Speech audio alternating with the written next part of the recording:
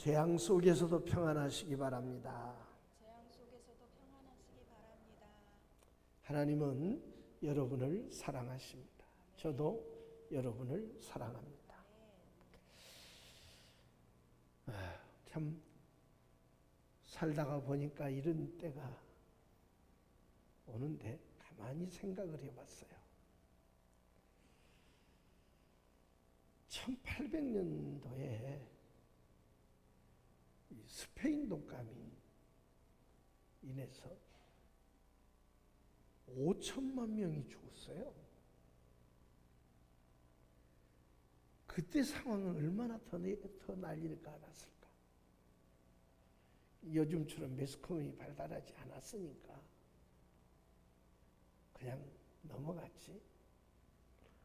지구촌이 매스컴만 발달해 있었다고 하면 들썩들썩 했을 거예요. 근데 사실은 이 재앙이 시대마다 있었습니다. 요즘은 워낙 빠른 시대가 되어버렸기 때문에 이게 지금 이렇게 난리를 치고, 그야말로 이런 모든 재앙이라 할지라도 우리가 기억해야 될 것이 있습니다. 참새 한 마리가 팔려가는 것조차도 하나님이 허락해야 된다고 그랬습니다. 우리는 이 상황에서도 하나님이 나를 지켜주신다는 확실한 믿음을 가지고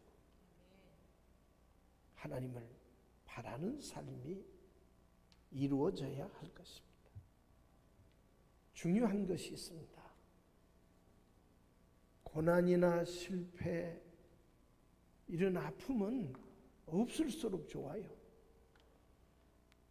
근데 중요한 것은 정도의 차이는 있지만은 언제 어디서나 누구에게나 불현듯이 고난이 찾아오고 실패가 찾아오고 어려움이 찾아오고 질병이 찾아온다는 것이에요. 그런데 중요한 것은 이 고난이나 실패, 이 질병, 이 아픔을 통해서 절망을 보는 사람들이 있어. 죽음을 보는 사람들이 있어. 그런데 이 절망 속에서, 이 고난 속에서 오히려 희망을 바라보는 사람이 있고 생명을 찾는 사람들도 있다는 것입니다. 똑같은 상황인데 어떤 사람은 절망하고 어떤 사람은 그야말로 모든 것을 다 잃어버린 사람처럼 그렇게 살지만, 그러나 똑같은 상황 속에서도 소망을 보고 또 생명을 찾는 그런 사람들이 있다는 것입니다.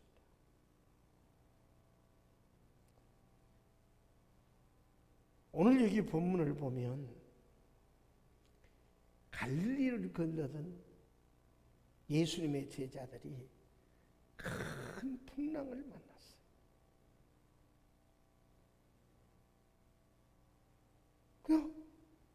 이 풍랑 때문에 결국은 살 소망까지 끊어져 버릴 정도로 큰 고난을 겪어야 했어요. 근데 중요한 것이 있습니다. 이 제자들이 놀러 가다가 풍랑 만난 거 아니에요. 세상적으로 자기 욕심 채우면서 돈 벌기 위해서 풍랑 받은 거 아니에요. 예수님 따라가다가 예수님의 말씀에 순종하며 믿음으로 살려다가 고난을 당했어요. 오늘 여기 24절을 보면 물길을 인하여 고난을 당하더라.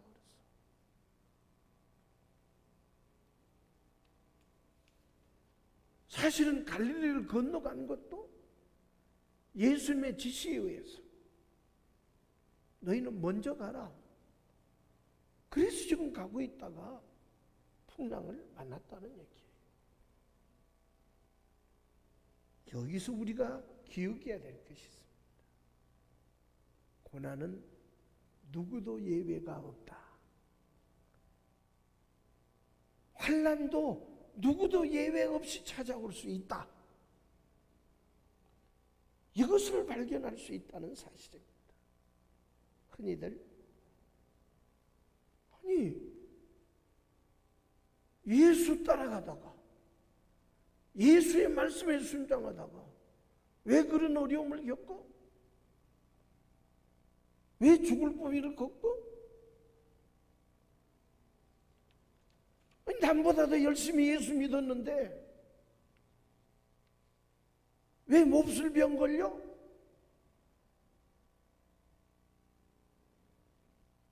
이런 말을 하면서 비죽대는 그런 사람도 있어요.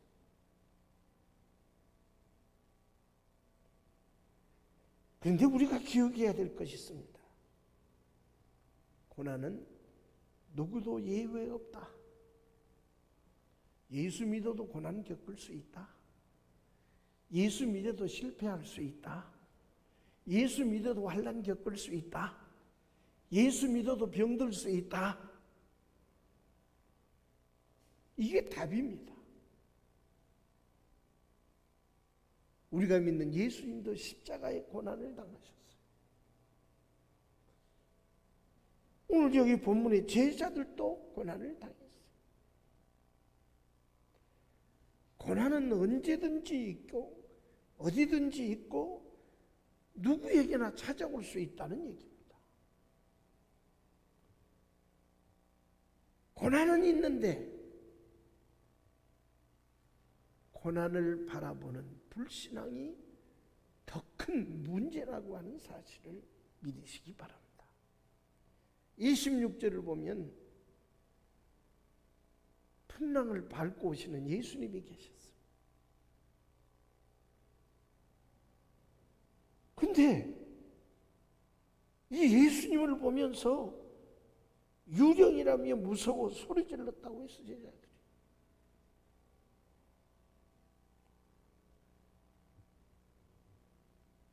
예수님을 모르는 사람들도 아니고 어쩌다 얼핏 한 번 봤던 사람들도 아니고 예수님과 동고동락하는 사람들, 어쩌면 예수님만 바라보고 사는 사람들이 제자들이요. 뭐 여행하다가 지나다가 만나는 경우라고 하면 몰라도 되겠지만 함께 먹고 함께 자고 함께 다닌 제자들이 예수님을 알아보지 못했다는 거예요. 중요한 것이 있습니다. 믿음의 눈이 어두웠기 때문입니다. 적어도 예수님의 제자들은 예수님이라면 이 바다 위로 풍랑을 밟고 능히 걸어오실 수 있는 분이라고 믿었어야 돼요. 그 믿음이 없었어. 예수님을 따라다니면서 그 수많은 기사와 이적을 경험하고도 말입니다. 히브리 11장 1절에 보면 믿음은 바라는 것들의 실상이에요. 보지 못하는 것들의 증거니 그랬어. 믿음이 있으면 실상을 볼 수 있다는 것입니다. 육신의 눈에는 보이지 않아도 믿음만 있으면 하나님이 보이고 하나님이 함께 하심이 보이고 하나님의 축복이 보이는 것을 믿으시기 바랍니다. 반대로 믿음의 눈이 닫혀 있으면 함께 다니던 예수님도 유령으로 보이는 거예요. 그 많은 기적을 경험하고도 여느 사람들 같으면 물 위로 걸어온다는 건 상상할 수 없지요. 유령이나 그럴 수 있다고 생각할 수 있지요. 그러나 예수님은 죽은 자도 살리신 분이에요. 풍랑도 다스리시는 분이에요. 보리떡 5개와 물고기 2마리로 장정만 5,000명을 먹이신 분이에요. 못하실 것이 없는 그분이 풍랑을 받고 바다로 물 위로 걸어오신다는 건 조금만 믿음이 있으면 짐작할 수 있는 거예요. 고난 자체보다 더 무서운 것은 불신앙입니다. 실패보다 더 무서운 것은 불신앙이에요. 이스라엘 백성들이 출애굽에서 그야말로 하나님의 구원을 찬양하며 가다가 가로막힌 홍해를 만났어.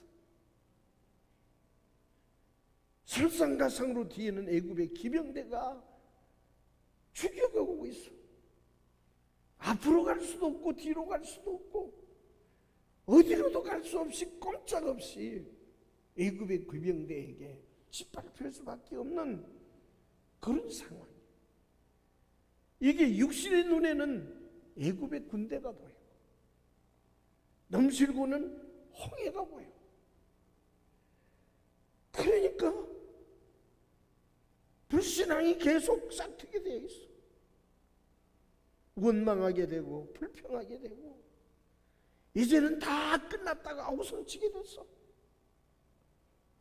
근데 믿음의 눈이 열려있는 모세의 눈에는 홍해, 넘실대는 홍해보다도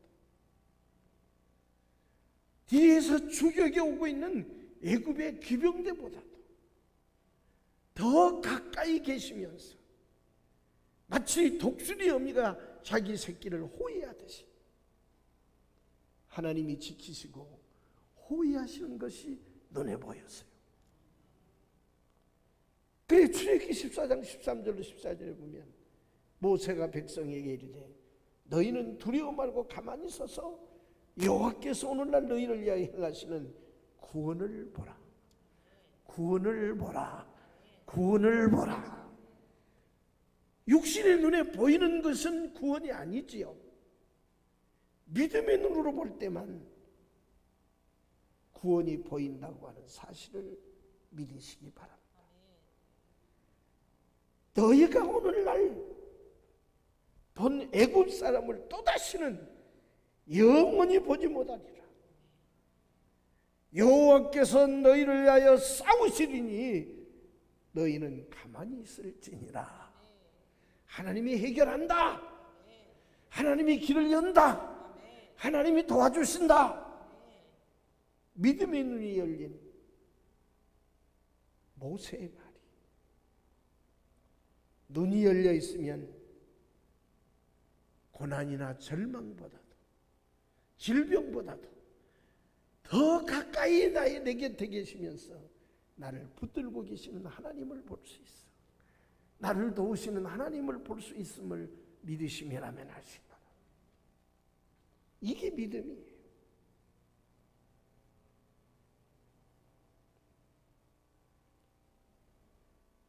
근데 주님을 보고도 주님을 알아보지 못하는 불신앙이 제자들에게는 문제였어요.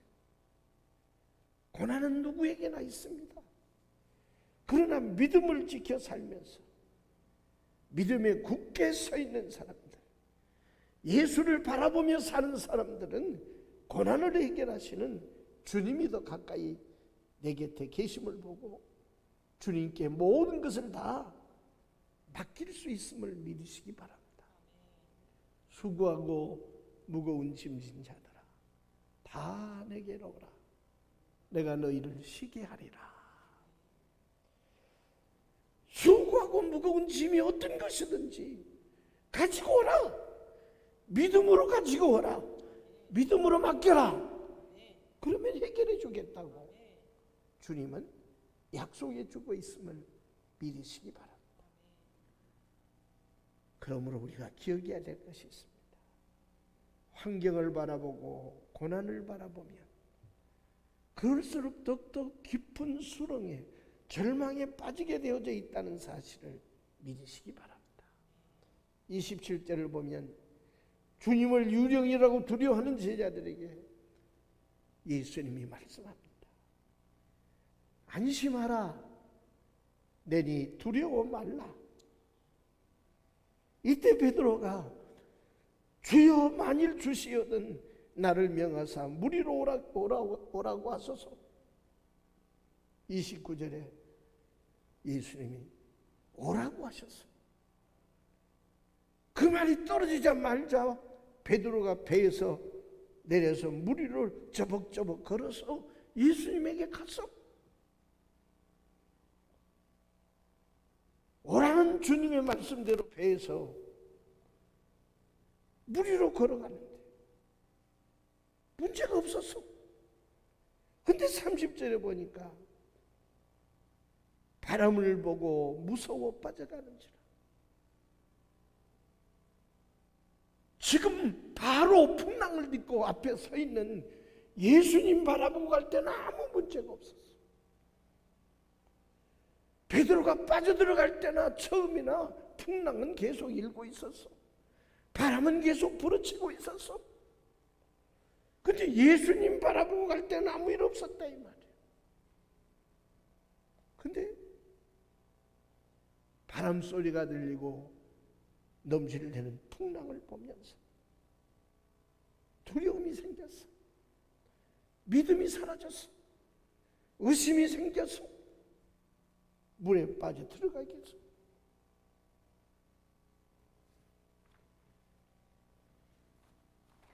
베드로가 처음에 물에 뛰어들 때나 지금이나 상황은 달라진 거 없는데 여러분 기억하시기 바랍니다.